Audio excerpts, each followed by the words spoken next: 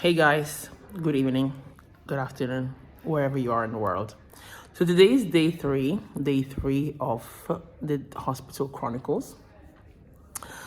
I was struggling today because I think it's like, today's been long. I've been really tired. I can't sleep at night so much because I do a therapy at 12 and then from 12 till 1 and then at 6 o'clock they come back to my room. So and then I don't sleep straight away after therapy because you're still like awake. So I don't really sleep at night. So in the mornings, I sleep in the mornings, and during the day, it's just really messed up, basically. So today I was really tired, but I'm feeling better now. Anyways, so I was talking a bit about like what to talk about today, because I'm like, what do I want to talk about? And today, hold on, the level of noise is ridiculous. Stop it. Let's continue. Good. So we're back. Okay. And today I want it to be shorter as well because it's also later and I just want to cut it short. But today's thought is about, do you know what? Sometimes we all just really want love, you just want someone by your side, and it's like, especially sometimes, so we just feel like we don't need anybody. We want to upfront act like we don't need it. It's like, yeah, I'm single and I'm like strong and independent. I don't care and I'm not gonna kill myself. Like, if it comes, it comes. If it doesn't come, I can, like whatever. But really and truly, like deep down, it's like, no, you do want someone. You do want to have somebody by your side or somebody who's with you. And those desires are valid. We shouldn't squash them, because I feel like a lot of us, we like, especially like black girls now, I don't know about white people now, but especially black girls, like not just white girls, actually, just girls in general, black, white, Asian, we all do this. We squash those feelings, especially when you're older. You're like, I've been through so much, like, if a guy comes, good. If he doesn't come, whatever. But really, deep down, we do want the guy to come. So why do we say things like that? Why do we say, oh, whatever, if he doesn't come? It's not true. Do you know what I mean? Basically, this video is really to first of all, acknowledge those feelings. Like, do say, I do want a guy.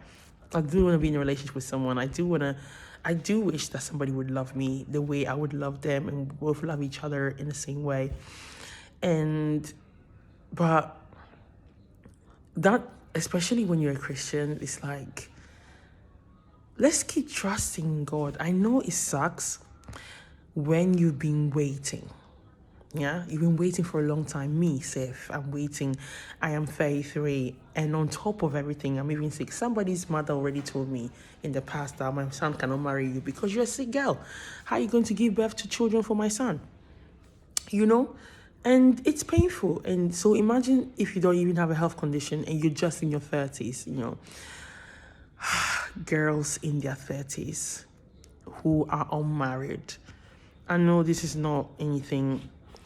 This is just me speaking from a little corner here in the hospital. Keep trusting God. Please don't give up.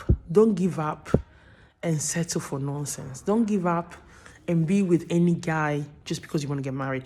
Don't give up and be with any guy just because you need to give birth to children and you don't want to give birth to children out of wedlock.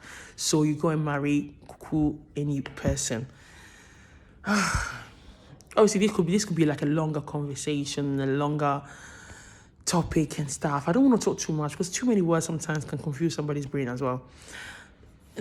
It's not, I don't know what else to say. I just want to encourage ladies in their 30s. That's my own for today. Today is short. I know it's hard. It's hard. We want to act like we don't care. But I know there are days it hurts. I know there are days it sucks. There are times where you wish, like, you really question yourself, like, is there something wrong with me? I've asked myself all those questions, Well, now I don't ask myself that question anymore because I know it was spirit spouse. Watch my testimony back in the day. It's a spirit spouse, so it wasn't me. I wasn't a problem. I was married to a demon, so that's why. But jokes aside, sometimes you really do question yourself. Like, is there something wrong with me? Am I the one pushing these guys? Am I doing something wrong? or I don't know, like, am I not meant to be with somebody?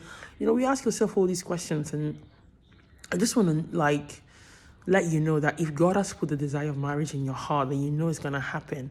Now, the timings with God is our problem as human beings, right? We just think something's supposed to happen at some point, and it doesn't. It's like, God, do you care? Do you care about me? Do you care about my well-being? Do you care about my desires? But he works those desires in us for them to happen. So we need to trust him. So I just want to encourage ladies that are single, especially ladies in their 30s, keep trusting God. I say ladies in their 30s because I'm in my 30s. Why? Keep trusting God. Keep believing him. Keep believing him.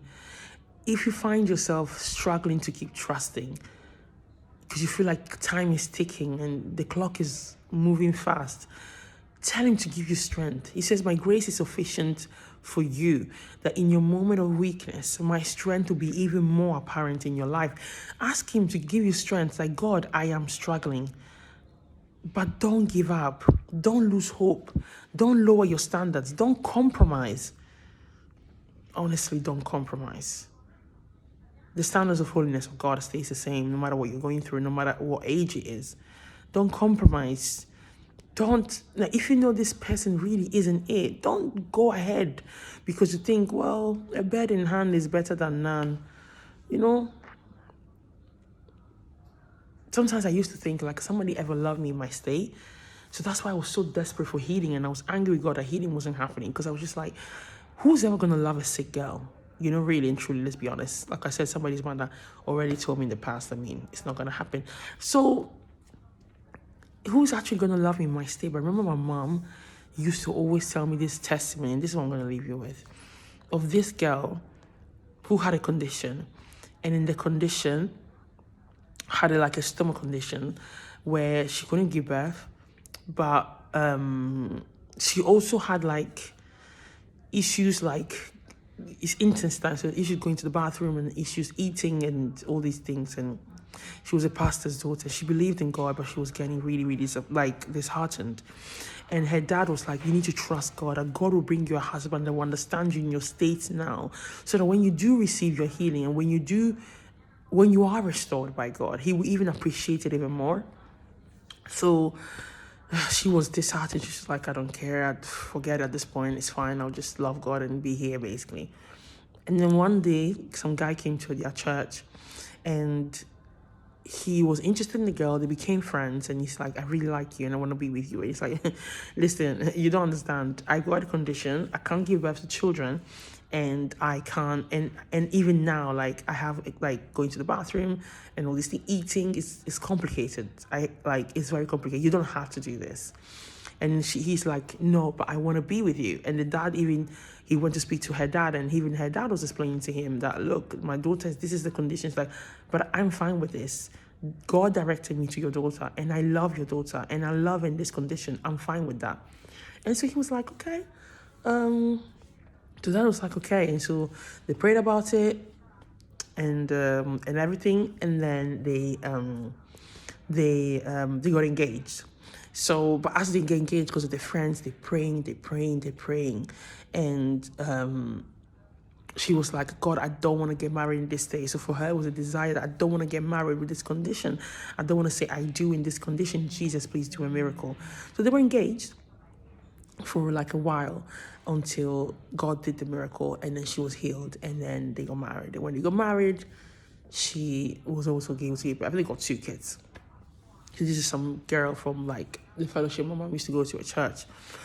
And all this to say that even in your state of sickness, the person who's meant to be with you will be with you. So don't look down on yourself for your age or a status that you have at the moment or whatever it is, because the person who's meant to be with you, the person that God really wants for you and really has for you, will be for you no matter what it is, no matter who you are. And if you believe in God, that person is there for you. There is that person there for you. Yes, it's true. Some people are not meant to get married. Not everybody's meant to get married. It's true. But the people that are meant to get married are the ones that don't even have desire for it. But God, if God has placed a desire in you, He's also faithful to to be faithful to make sure that that desire comes to pass. Now, obviously, some people will fight this theology, will say blah, blah, blah, whatever they want to say. Cool. We don't care. Your own is to believe. Your own is to believe and keep hearing the voice of God. Keep listening to the voice of God, because as you have this desire, God will keep giving you directions. He can say, okay, go speak to this person. Go do this. Go to this place. You don't know how God is going to make you meet him or her. So, yeah, just keep trusting in God. Keep believing that he has a plan for you in this area, the area of marriage and relationships and love. And keep hearing his voice. Ask the Holy Spirit, help me to hear your voice so that when you are directing me, I can follow and I know that I'm going the right direction. So, yes, don't be disheartened. Don't be discouraged. Don't give up. Don't give up. Don't say, oh God, whatever, I'm going to do my way. Because when you do your way, you only head into distraction. It's not going to work out. And trust me, I've seen it. And you're going to be miserable and lonely in your marriage. So keep trusting God. Keep believing that he has a plan for you and that the right person is coming along. Let God strengthen your faith. Let God renew your faith and your hope in him. He's faithful. Trust me, it's hard, I know. But he is faithful. He can never lie. And he will never fail his word. Be blessed.